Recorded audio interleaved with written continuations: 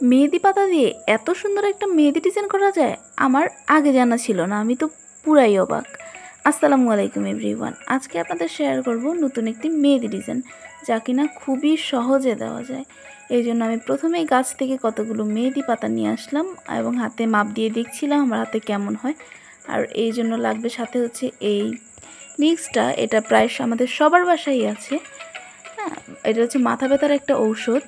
তো আমি প্রথমে এটা ভালোভাবে হাতের মধ্যে লাগিয়ে নিচ্ছিলাম, যাতে করে আমার পাতাগুলো খুব সুন্দরভাবে বসে। এবার আমি একটা একটা করে পাতা নিয়ে সুন্দর করে হাতের মধ্যে সাজিয়ে সাজিয়ে লাগিয়ে দিব। এই যে দেখুন আমি কিভাবে লাগাচ্ছি, চেপে চেপে লাগিয়ে দিব।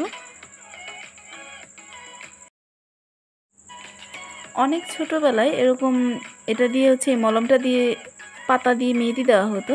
হঠাৎ ইচ্ছে হলো আজকে একটু ট্রাই করে দেখি কেমন হয়। অ্যান্ড আমার কাছে বেশ ভালো লেগেছে। এই তো আমার পাতাগুলো দেওয়া শেষ, আর কিছুক্ষণ পরেই দেখা যাচ্ছে কালারগুলো কেমন চেঞ্জ হয়ে যাচ্ছে।